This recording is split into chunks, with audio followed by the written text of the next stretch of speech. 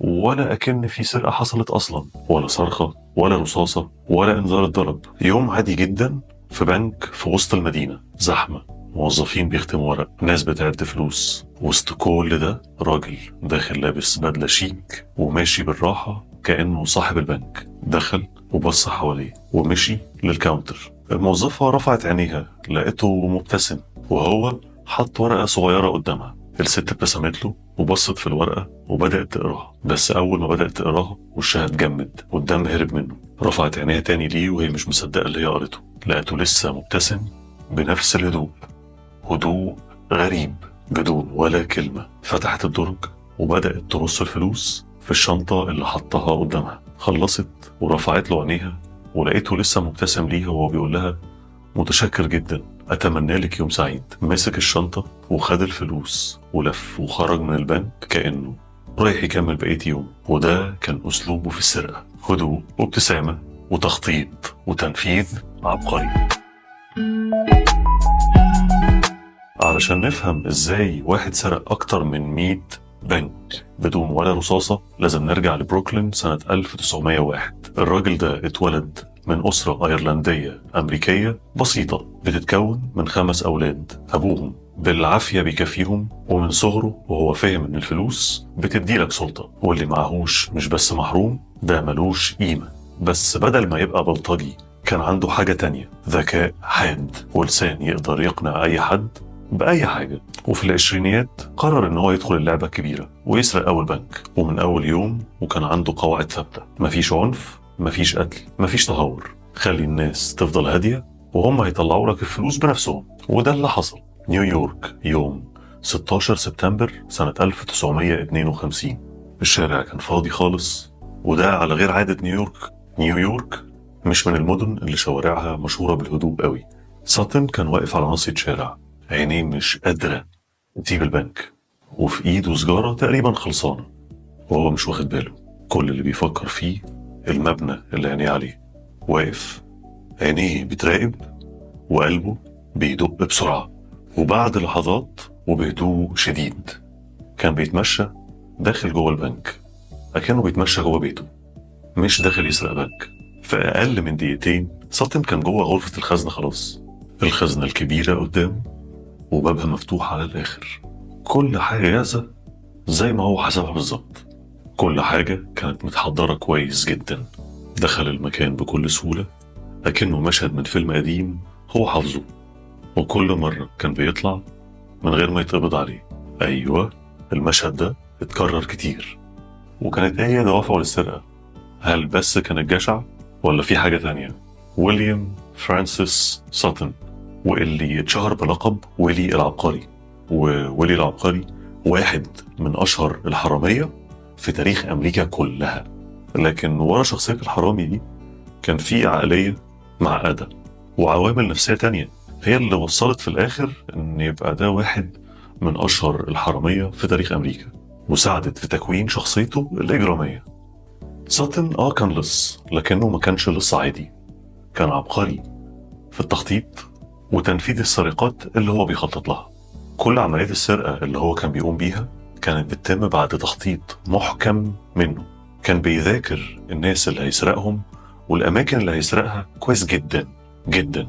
حتى وسط العمليات المعقدة كان عنده قدرة على قراية الموقف وفهم نقط الضعف في الأنظمة الأمنية. مخه شغال ما بيقفش، وده اللي خلاه يتفوق على السلطات الأمنية مرة ورا مرة. ساتن ما كانش بس بيسرق عشان الفلوس. الفلوس ما كانتش هي الهدف الوحيد من سرقته.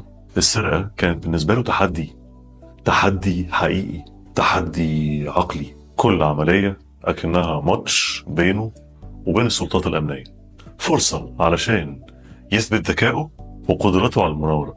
واللي ما كانش بيفوته برضه علشان يثبت فيه قدراته العقلية وذكائه الفذ كان الهروب من السجون كمان.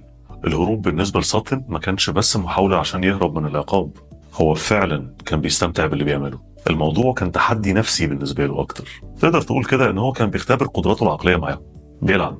عملية الهروب بتاعته هي معركة فكرية بينه وبين النظام، وفعلا كان بيشوفها انتصار معنوي ليه أكتر من أي فوز مادي تاني.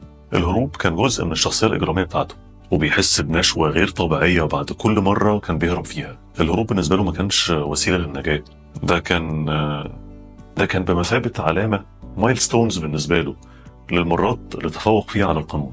بس لو جينا نبص على التحليل النفسي للسرقات والهروب اللي هو كان بيعملهم، لو جينا نبص عليه من وجهة نظر نفسية، هنلاقي أكتر من حد اتكلموا عن إن في ناس زي هالين سنة 1992 وجود جونسون سنة 89 أكدوا إن الشخصيات اللي زي شخصية ساتن واللي بتتمتع بذكاء عالي بيكون عندها حب المغامرة، وتفوقها العقلي الحقيقي هو سر نجاحهم الدائم في العمليات اللي بيعملوها. شخصية معقدة بين الإدمان للجريمة والذكاء الحاد، لأن عبقريته ما ساعدتوش على الإطلاق في إدمانه للسرقة، مش علشان الفلوس بس، لأ، التحدي العقلي بالنسبة له كان very stimulating.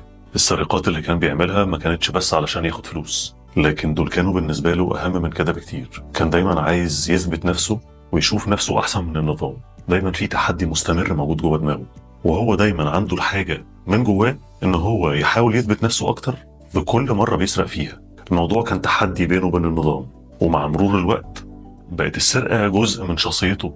إدمان مستمر، إدمان مستمر. السرقة وإدمان الإثارة بقوا جزء منه، وده بيوضح إن هو كان دايما عنده شخصية بتدور على الإثارة والتحدي. يشوف البنك من دول وما يعرفش يمسك نفسه، يبدأ يفكر على طول هيعمل إيه وهو بيسرقه، هيسرقه إزاي، هيهرب إزاي. وده بيتوافق مع نظرية زاكرمان سنة 2007 اللي بتشرح النوع ده من الناس اللي بيدوروا على المغامرة والإثارة.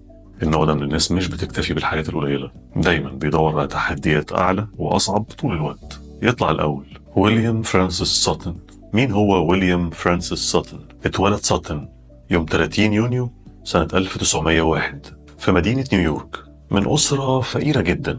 أبوه ما كانش ليه أي وجود في حياته، كان ظهور الضيوف كده، وده اللي خلاه يعيش في جو من توترات نفسية وجسدية. وهي دي البيئة اللي شكلت جزء كبير من شخصيته بعد كده، وده اللي خلاه يحس بمشاعر سلبية زي الحرمان الاجتماعي والإهمال، واللي سببهم والده اللي ما كانش موجود في حياته. النوع ده من الصدمات خلاه يتعامل مع المجتمع على إن كل اللي فيه أعداء، وده اللي سهل عليه قرار إن هو يلجأ للجريمة علشان يهرب من حياته الصعبة. بطبيعة الحال هو نشأ في حي فقير وبيت فقير مليان جريمة، وده اللي خلى عنده معتقد إن الحياة الكريمة بتيجي بس من إن الواحد يكون معاه فلوس كتير، ومش فارقة خالص الفلوس دي جت إزاي.